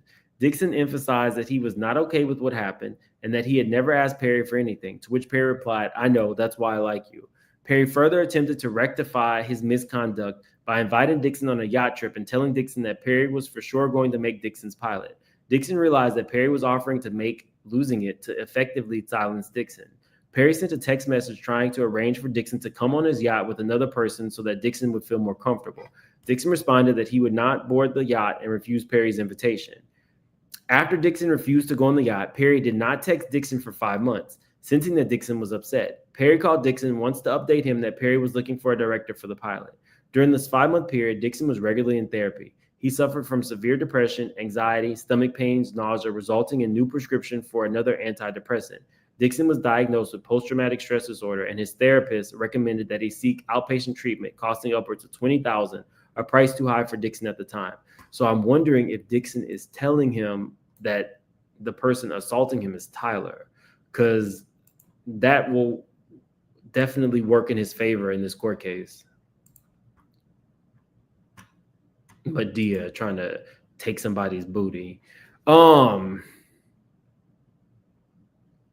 During that time, Dixon began speaking with people about the sexual assault and was assessing his rights. As soon as Perry realized that Dixon was done talking to him, Dixon got a message from Perry's fixers. Perry's fixers contacted Dixon, indicating Dixon's character on the Oval, the one who was shot, will be returning with a new storyline next season, and Dixon was receiving a graduated raise from $10,000 per episode to $16,000 per episode, and that would continue to increase upwards of $19,000 per episode over the coming seasons. The attorney said that Christmas came early for Dixon because he was doing a good job on the Oval. However, they also told Dixon he was forbidden from letting his castmates know about the raise because nobody other than him would be receiving a similar pay increase. Lastly, the fixers told Dixon that Perry wanted to buy the right to produce the pilot of Losing It and planned to spend up to $1 million producing the pilot. Dixon immediately knew why he was getting this raise and why the pilot was being produced. He knew he would keep the money. He could keep the money and the job or complain about the sexual harassment, but not both. The situation facing Dixon presented a challenging decision that left him unable to take any action or make any decision. The prospect of sexual assault and harassment becoming public and dealing with Perry's highly paid attorneys was daunting. Perry had significant resources, whereas Dixon did not. Dixon's goals of working as an actor and being discovered for his talents might be jeopardized. In what was an extremely difficult decision, Dixon bowed to the pressure and fear of losing his livelihood, and in hopes of advancing his career, Dixon decided to return to the set and have his pilot produced. He insisted, however, and decided to put safeguards in place between himself and Perry. In or around November 2021, Dixon returned to shoot the Oval. It was then when he saw Perry for the first time in person since June 2021 sexual assault. Dixon suffered a panic attack in his trailer, prompting another actor to calm Dixon down. Seeing that Dixon was still upset, Perry knew that he had to up the ante to ensure Dixon's silence. Perry began periodically texting plaintiff regarding the reproduction of the pilot, Losing It, to string Dixon along. Soon after, Dixon received a call from a member of Perry's production team telling him that they were considering shooting Dixon's pilot in the coming fall of 2021. Dixon was desperate for this good news given the uncertainty surrounding his finances and concern about his future. On or around March 4, 2022, Dixon signed the literary purchase agreement of the pilot, giving the rights of the series to the defendant, Tyler Perry Studios. Dixon was unaware of TPS's pre-existing television contracts with Viacom CBS, now known as Paramount Global, which would later prevent the sale of Dixon's show to any media outlets or streaming services for 2 years. On or around March 2022, shortly after seeing each other on the set of The Oval, Dixon and Perry began shooting the pilot. Perry called Dixon following the shoot, telling him that the show would net $2 to $3 million per episode and run for 2 seasons, guaranteed. Perry purchased the rights to Losing It from Dixon, but did not try to sell it to any network. In fact, Perry was under contract with Viacom CBS, preventing him from selling Dixon's show for an additional 2 years following the purchase. In other words, Perry spent money shooting a pilot for a show and then purchasing the rights to it, knowing that Perry could not sell the show for 2 years. Clearly, this was done for the ulterior motive of silencing Mr. Dixon. As it turns out, Perry had no intentions of ever producing Losing It. Perry never made any effort to sell the show or shop it. Perry was only using the show as quid pro quo to Dixon, holding its production over Dixon's head like the sword of Damocles. Look that up.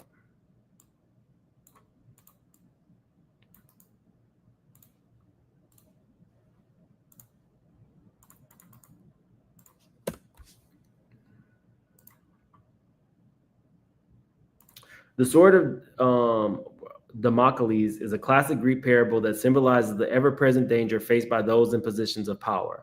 The story tells of Democles, a courtier who envied the king's opulent lifestyle and was granted a temporary taste of it. However, the king had a sword suspended above his seat, held only by a single horsehair, to demonstrate the precariousness of his position. This highlights the idea that those in power are constantly under threat of misfortune or disaster. Okay. On or around April 9th, 2022, to his surprise, plaintiff received the script for another season of The Oval, in which plaintiff's character, originally written as a grocery store clerk, would play a male prostitute being pursued by a pimp.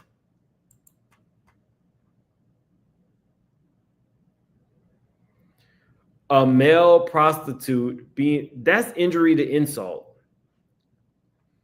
That is definitely injury to insult.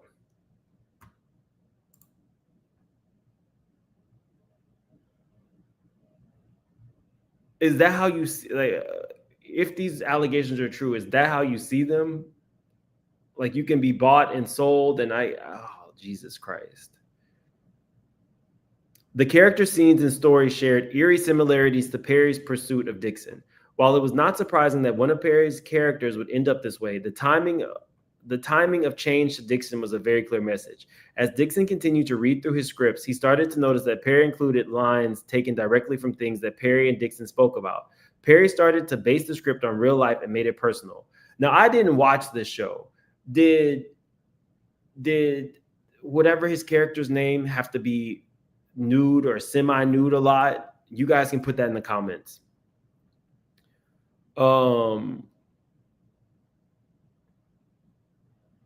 As Dixon continued to read through the scripts, he started to notice that Perry included lines taken directly from things that Perry and Dixon spoke about. Perry started to base the script on real life and made it personal. For example, Perry wrote about Dixon that, "I don't like none of my bitches running away. He was making good money for me." In or around April 2022, before beginning to shoot the next season of The Oval, Perry called Dixon to discuss the June 21 sexual assault. On the phone, Perry lectured Dixon about how Dixon was overreacting to the sexual assault because of prior sexual assaults in Dixon's life.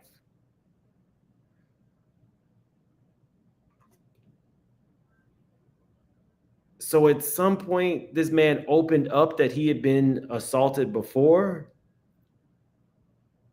and you're using that against him?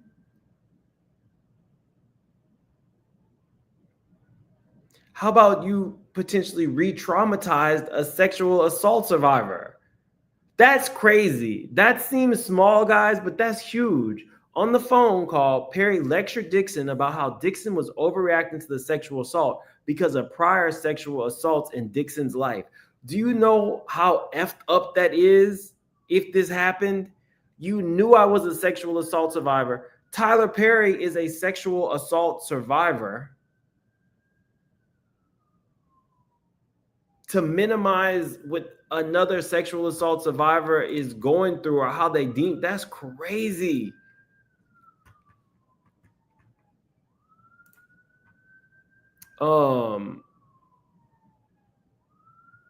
Perry said that there was a misunderstanding and miscommunication, that Dixon needed to say no stronger. In other words, Perry blamed Dixon for the sexual assault, claiming that Perry felt that Dixon's no was really a yes because Dixon did not say no strongly enough. So as not to jeopardize his employment with the defendants, Perry and Tyler Perry Studios, Dixon dismissed the conversation, especially due to the allegedly impending sale of his show to a major broadcasting company. On or around October 28, 2022, after filming a full season of The Oval, Perry told Dixon that despite shooting the pilot, it could take a while to place, and that Perry couldn't do any other television series until his deal was up at Viacom, which would take about 2 years. In or around January of 2023, plaintiff indicated that he was moving to Santa Monica. He did so to put some distance between himself and Perry. Tyler Perry replied that he was glad to hear that Dixon was moving away and asked if Dixon's no was stronger before he left. Perry reiterated that Dixon should have a strong no and make it clear when he said no. This was Perry's way of once again referring to his June 2021 sexual assault of Dixon and making it clear that Perry felt no remorse for assaulting Dixon against his will. Dixon remained calm considering these triggering comments because he needed Perry to help him with his dreams of producing a show, and because Dixon was still a regular actor on The Oval. Even after Dixon moved to California, the quid pro quo harassment and attempts to cover up the sexual assault by promising a show continued. Perry would call Dixon, who felt obligated to pick up Perry's phone calls and respond to text messages. These conversations would often start about work and the men's business relationship and then transition to further conversation about Dixon's sex life, adding to Dixon's trauma and forcing him to relive the sexual assault. Perry continued to envelop Dixon in his feelings of reliance and justify the sexual assault that happened. Perry would call Dixon and say, "You'll understand when you have a hit show," and in the same breath refer to the sexual assault by saying, "I'm so glad we're past that." Dixon knew that he had to just hold his tongue because Perry was still employing Dixon. On around October of 2023, Perry finally contacted Dixon, indicating that he was going to be finished with his Paramount Global contract in January of 2024 and that he would be able to start working on selling Losing It. Perry was just hoping that the statute of limitations would run on Dixon's sexual assault claims before closing the door on Dixon's hope on the quid pro quo that Perry offered for Dixon's silence. Okay, when did Christian Dixon make allegations?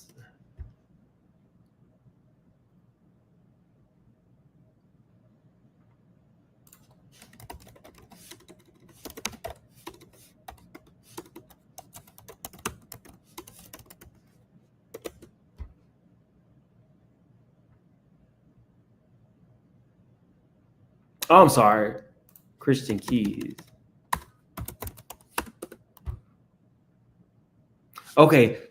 So December 18th, 2023, Christian Keys made those allegations about a billionaire.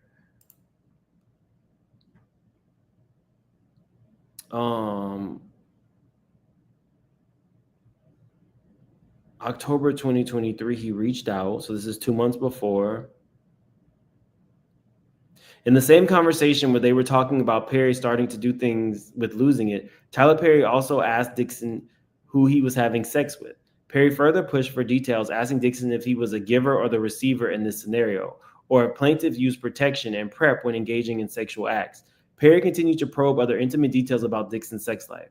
Perry again told Dixon that Perry wants a partner with whom he could have an emotional and sexual relationship, but who goes back to their partner at the end of the day. In December of 2023, Christian Keys, another actor who worked for Perry, I did not know Christian was mentioned in this. Y'all, I did not know Christian was going to be mentioned in this.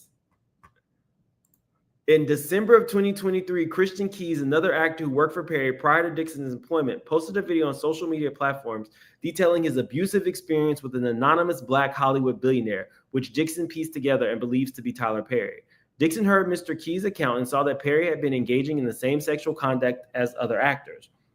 Just like the interactions described by Keys, Perry would get drunk, climb into Dixon's bed, and start fondling Dixon's buttocks. Dixon wanted to share his experience with the media to prevent other actors from being abused at the hands of Perry.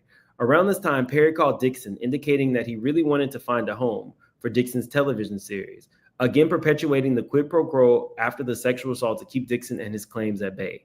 Then in January 2024, Perry told Dixon to begin working on a pitch deck for investors for the pilot. Despite having 8 episodes written, Perry only produced 1.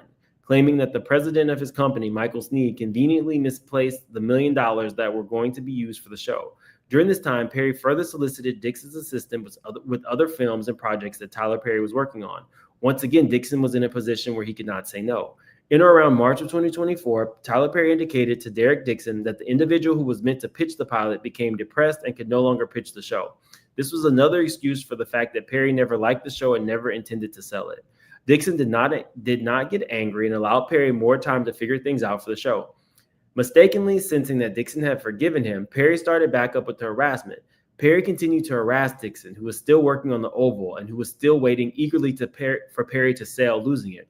Perry would tell Dixon that he loved Dixon, that Dixon should be living his life, and that Dixon should be having sex more. Perry even indicated that he would send Dixon's show to Peter Friedlander at Netflix. But all this was just an attempt to remind Dixon of the sword of Damocles hanging over his neck. Later, Perry told Dixon that Netflix turned the show down. Dixon was never contacted by any individuals from Netflix regarding the show, and no sale ever materialized. So I guess they could, in discovery, see if Tyler Perry had reached out to Netflix or if that was just a lie. Okay, I know we're going to do the Diddy content tomorrow, but that sounds mighty similar to Cassie. I got you signed to a 10 album deal. We're going to definitely put out, I'm going to have you in the studio doing songs and dropping beats with Candy. We're going to do all this, but it never materialized. So I guess they could maybe subpoena Netflix. In or around June of 2024 are all of his communications with Peter Friedlander. In or around June of 2024, Perry, sensing that Dixon was getting frustrated about his show and not getting off ground and still concerned about the sexual assault being made public, offered Dixon the position as a writer on Perry's shows, indicating that he needed a replacement to continue writing. It was only then that Dixon woke up and realized that Perry was never going to be serious about helping Dixon. Perry was only going to do things for Dixon if Dixon played along with the sexual harassment and assault. Perry was only interested in preventing Dixon from exposing the dark side of Tyler Perry. Perry only cared that people still view him as the victim he once was, even now as he took the shape as a victimizer. Dixon became sick to his stomach. Rather than continue with this path, Dixon took the heroic step of reporting the sexual harassment to the EEOC. After reporting the sexual harassment, defendants did not make any investigation into the complaint and did not take any steps to prevent further harassment from occurring. Because defendant took no action to prevent further assault or harassment, Dixon had to quit his job working on the last season of The Oval. Dixon did so even though he was under contract to finish filming and stood to make close to $400,000. Dixon did not want to be sexually harassed or placed in danger of sexual assault again. Defendant then retaliated against Dixon. Defendant told Dixon that if he quit and told the other actors why he quit, he would be in breach of contract. Defendants told Dixon that the only way out was to portray his departure from the show as a medical leave due to the emotional distress caused by the sexual harassment.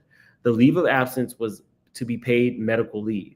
Instead, defendant made the leave of absence unpaid and therefore terminated plaintiff's employment, causing Dixon additional loss of income. Let's see.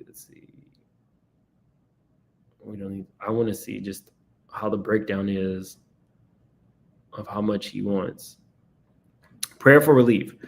For special general punitive compensatory damages according to proof at trial, for reasonable attorney's fees, for injunctive relief, for all relief the court deems appropriate, for a total amount of damage, including punitive damages of $260 million.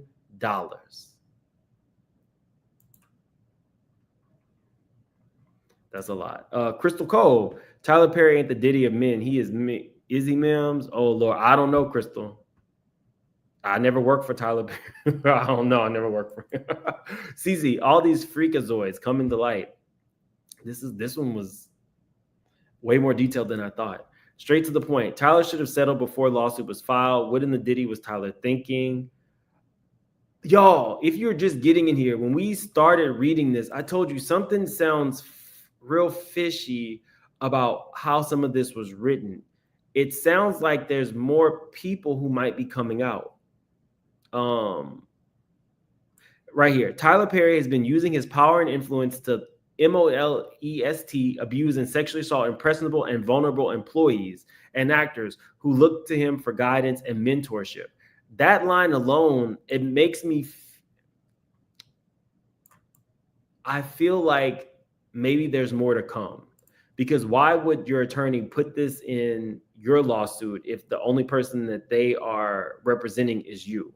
What are these other stories that are going to come out? Are there other witnesses to this? Can they try to get Christian?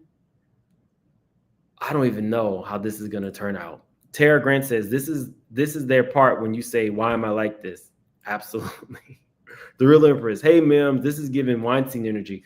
Well, if you have been watching the whole time, Tyler alluded to Weinstein would be the person to take your booty and get you an Oscar. So you're right on the money. Happy says, could mean 600 other protein bars, but prefer that particular brand. Maybe. What's up, Gabor? Oh, Medea, but they say the black girl's messy. Christian was pretty messy. Christian, he's a black man, but he was pretty messy, Gabor, with that. I'm going to make sure that nobody else gets hurt. But then he never went after he allegedly might. Let me not say that, because I don't be knowing that people's publicists be watching me and then I get in trouble. So I'm not going to say none of that. Kita Bug, Boondocks tried to warn us years ago. Nola, ain't nobody this naive. Pure Joy, isn't it strange that this is the exact story of that Christian Keys told? At least be original. Or maybe it's an MO, Pure Joy. Buddha Goddess, thank you for the super sticker. Mickey, hey, Mims, I mean, why didn't he just ask Oprah to have Stedman introduce him to somebody? Because the quid pro quo dry begging, ain't it? Absolutely. Bonnie, it's wild to me that famous people don't move like public figures. Why would you talk to somebody like this?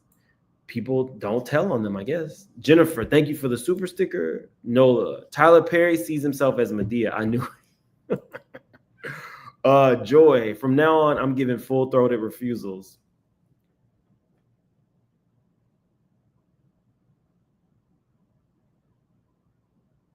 There's a lot I could say with that. Pure Joy, all these lawsuits against black billionaires is tiresome. I'm not going to front. I don't believe Derek either. Well, I mean, that's the beauty of this channel. I don't tell you guys what to believe, Pure Joy. Booty Butter is back. You think he wore the prosthetic? I don't want to know if Tyler Perry has a prosthetic piece. Mickey, I need to know if Tyler is the cowboy, the angel, or both. Somebody give Medea some BJs and biscuits now. Lala, you're my favorite platform on YouTube. Your mama should be proud AF of your integrity.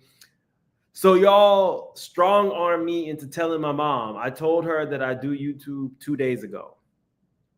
I just told her don't watch. But yeah, y'all strong arm me. I definitely told her 2 days ago. Valkyrie, I got Medea Gospels to Dixie. What's up, Crystal? Thank you for the generous super chat. Braces, okay, I'm done. And Mims, don't tell Mama Mims what you do. It's too late. She already knows. Hopefully she's not watching tonight. I think she watches like a lot of garden channels, to be honest with you. Like gardening and religious stuff. I don't think I would be in her algorithm. Karen, have you ever seen his shows? All the Queen's Men, Ruthless, Nothing But Sex and R Word, etc. Even his new show, Divorce Sister, first episode, Eden. He's a Eden cat. He's a perv. You know, all these are allegations. But if these allegations are true, then I agree with you. I'm not trying for nobody else's publicist to. I'm tired of getting in trouble. Chell says, why are all these black men all of a sudden being targeted for sexual harassment? Don't get me wrong, Tyler ain't no saint, but this sounds like a setup. We're going to see if this man has more, to your point, we're going to see if this man has more evidence in trial. But remember, Cassie put out her lawsuit and it got settled in a day. Spiritual Gangster. Christian Key's going to go on a rampage about why my name in it. I got my money. I'm on mute after this 3-hour monologue. Look, Christian literally took his stuff down. Christian took his stuff down. Now, you know what I heard. You'll have to go back and watch the Christian Keys videos. But Christian definitely took his stuff down. So you do with that as you may. J Towns, the prophet Cat Williams said all the lies will be exposed. Ain't that the truth?